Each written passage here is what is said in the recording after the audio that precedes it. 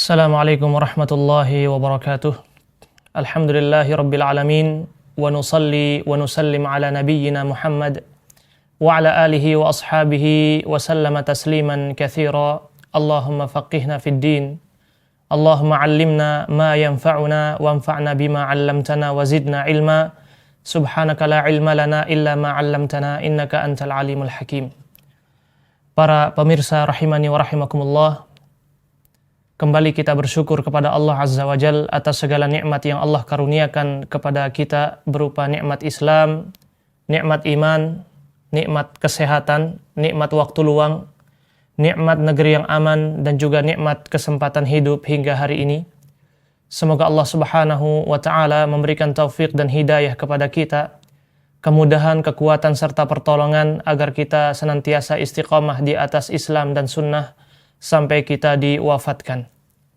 Para pemirsa dimanapun antum berada, rahimani wa rahimakumullah, kita kembali melanjutkan mengambil faidah dari kitab Fiqhul Ad'iyati wal Adhkar atau Fikih Doa dan Zikir yang ditulis oleh Fadilatul Syekh Abdul Razzaq bin Abdul Muhsin Al-Badr hafizahullahu ta'ala, di mana pada kesempatan kali ini kita akan membaca satu bab, yaitu Al-Matlubu minal Qur'ani fahmu ma'anihi wal amalu bihi.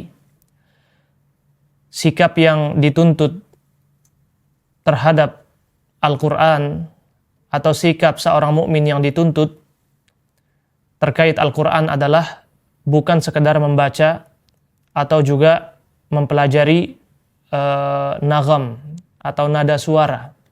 Namun lebih daripada itu adalah fahmu ma'anihi wal amalu bihi. Memahami maknanya dan mengamalkan apa yang menjadi kandungan isi dari Al-Quran tersebut. Ini sebagaimana yang ditegaskan oleh Syekhul Islam Ibnu Taimiyah rahimahullahu ta'ala, wal matlubu minal Qur'ani huwa fahmu ma'anihi wal amalu bihi. Yang dituntut dari kita terkait mempelajari Al-Quran adalah fahmu ma'anihi wal amalu bihi, memahami maknanya dan mengamalkan kandungannya. Fa innahu illam takun hadhihi himmata hafidhihi lam yakun min ahlil ilmi wad din. Karena jika ternyata seorang penghafal Al-Quran tidak memiliki tekad yang kuat untuk mengamalkan isi Al-Quran ini, maka dia bukanlah termasuk ahlul ilmi. Dia bukan termasuk daripada orang-orang yang berilmu. Para pemirsa rahimani wa rahimakumullah, kita saksikan pada hari ini, belakangan ini, ada sebagian orang yang misalnya hanya mempelajari nagam atau nada-nada bacaan yang bisa dilantunkan untuk membaca Al-Quran, dan mereka fokus terhadap hal tersebut. Ada juga sebagian mereka yang sangat berlebihan dalam urusan nada bacaan, sampai pada derajat takalluf. Takalluf itu berlebih-lebihan, sampai mirip kepada atau nada nyanyian. Padahal di antara tuntutan ketika kita mempelajari Al-Quran adalah bukan nada bacaan, tapi bagaimana kita memahami Al-Quran ini, bagaimana kita mengamalkan Al-Quran ini. Dan itu tidak bisa dilakukan kecuali kita mempelajarinya secara totalitas. Para pemirsa rahimani wa rahimakumullah, Allah Subhanahu wa Ta'ala berfirman, Innal ladhina yatluna kitaballahi wa aqamus salata wa anfaqu mimma razaqnahum sirran wa alaniyah yarjuna tijaratan lan tabur liwaffiyahum ujurahum wa yazidahum min fadlih innahu ghafurun syakur. Sesungguhnya orang-orang yang membaca kitabullah, mereka yang mendirikan salat, mereka yang menafkahkan sebagian dari rizki yang Allah berikan kepada mereka secara diam-diam atau terang-terangan, mereka adalah orang-orang yang melakukan perdagangan yang tidak akan pernah merugi, agar kemudian Allah Subhanahu wa Ta'ala memberikan pahala dan menambahkan karunia-Nya untuk mereka. innahu ghafurun syakur. Sesungguhnya Allah Maha Pengampun lagi Maha mensyukuri apa yang menjadi usaha hambanya. Namun yang menjadi hal yang ingin kita jelaskan kaitannya dengan Al-Quran ini adalah bahwasanya Al-Quran tersebut atau Al-Quran ini akan memberikan hidayah kepada kita manakala kita membacanya dan juga mentadabburi maknanya. Dan mentadabburi makna daripada Al-Quran ini dibutuhkan untuk bermajlis ilmu, bukan membaca sendiri, bukan memahami sendiri, atau melakukan istilah orang sekarangnya cocokologi, mencocok-cocokkan ayat ini dengan sebuah kejadian kemudian menyimpulkannya. Tidak. Karena ilmu agama itu harus dengan sanad, harus melalui belajar kepada para ulama yang memang ahli dalam hal tersebut.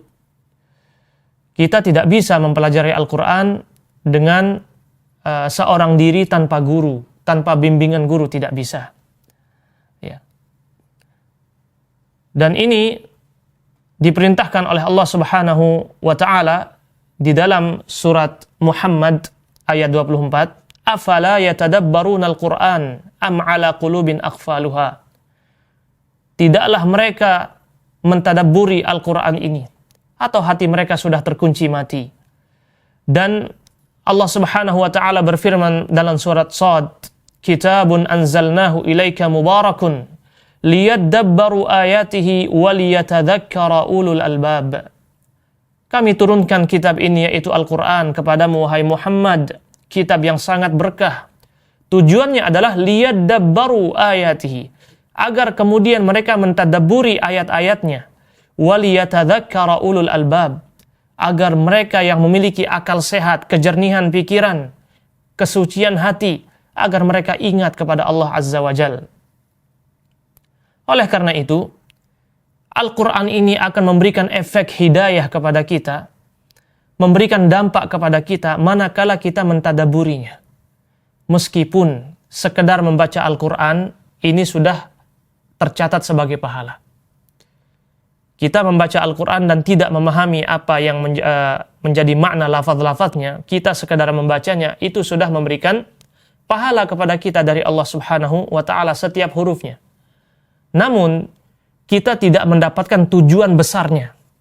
Tujuan besarnya, agar kita mendapatkan hidayah daripada Al-Quran ini.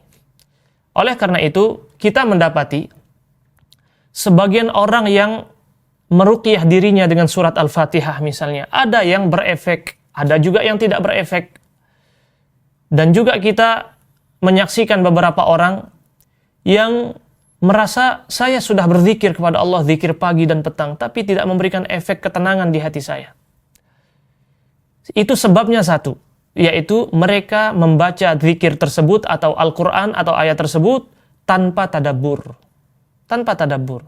Seandainya seorang mukmin membaca Al-Quran, membaca zikir, membaca doa, memanjatkan doa kepada Allah Azza wa Jalla, membaca Al-Quran dengan tadabbur, membaca zikir dengan tadabbur, pasti setiap lafaz daripada doa ini atau zikir ini atau ayat ini memberikan dampak positif minimal bagi ketenangan hatinya. Ya. Ini berlaku untuk zikir, doa dan juga membaca Al-Quran.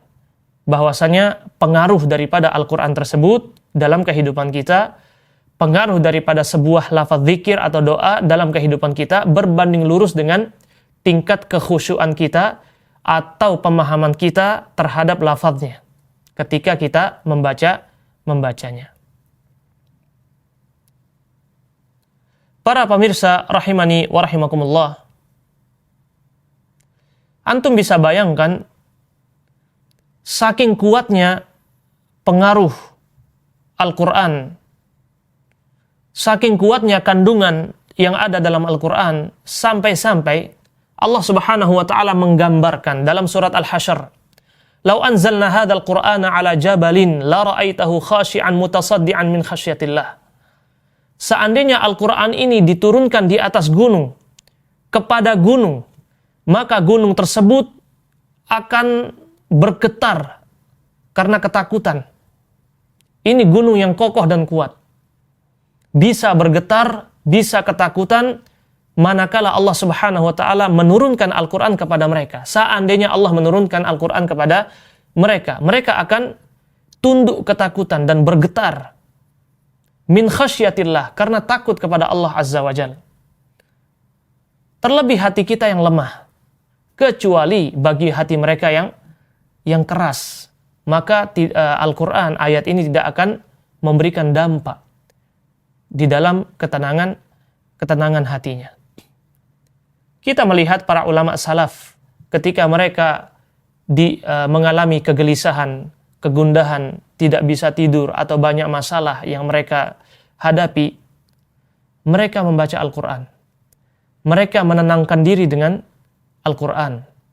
Karena di antara tujuan Al-Quran diturunkan adalah tathbitul fuad, untuk meneguhkan hati, menenangkan jiwa. Terutama bagi Nabi kita Muhammad SAW, dan tentu saja untuk umat beliau SAW. Para pemirsa rahimani wa rahimakumullah, kita sering mendengar banyak riwayat yang mengatakan bahwa orang-orang munafik juga membaca Al-Quran. Orang-orang khawarij juga membaca Al-Quran. Orang-orang zindiq juga membaca Al-Quran. Bahkan boleh jadi suara mereka itu lebih bagus daripada suara para ulama dalam membaca Al-Quran. Tapi ternyata diibaratkan Al-Quran tersebut tidak sampai ke kerongkongan mereka. Artinya mereka membaca itu tanpa tadabbur. Mereka membaca itu tidak benar-benar memahami apa yang menjadi kandungan ayatnya. Sehingga kembali lagi, kita ketika membaca Al-Quran, kita usahakan bagaimana kita mempelajari tafsirnya, dan alhamdulillah sekarang kita dimudahkan dengan adanya video-video dari para ulama, dari asatidah kita, atau tulisan-tulisan ilmiah mengenai tafsirul Quran secara runut dan tertata rapi, dengan tulisan yang mudah difahami, atau video-video yang dibuat silsilah atau secara runut dari tafsir surat Al-Fatihah sampai surat An-Nas, baik itu dari para ulama kita, dari asatidzah kita, sehingga memudahkan kita untuk mempelajari tafsirul Quran. Tapi yang menjadi kunci utama ketika kita akan mulai mempelajari tafsir atau mentadaburi Al-Quran adalah mempelajari bahasa Arab. Karena kita seorang mukmin, mempelajari bahasa Arab itu bukan sekedar tugas santri atau tugas santriwati, tugas anak-anak yang mondok, tidak. Tapi kita sebagai seorang mukmin harusnya memiliki tekad yang kuat memahami bahasa dari Al-Quran atau bahasa dari hadis-hadis Nabi SAW.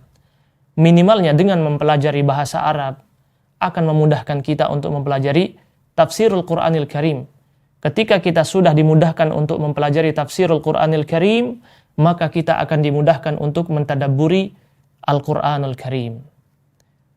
Mungkin secara singkat ini yang bisa kita sampaikan pada pertemuan kali ini. Semoga yang sedikit ini bermanfaat dan kita dimudahkan, diberi taufik untuk mengamalkannya. Wallahu ta'ala a'lam. Mohon maaf atas segala kekurangan. Subhanakallahumma wa bihamdika asyhadu an la ilaha illa anta astaghfiruka wa atubu ilaik. Tsumma assalamu alaikum warahmatullahi wabarakatuh.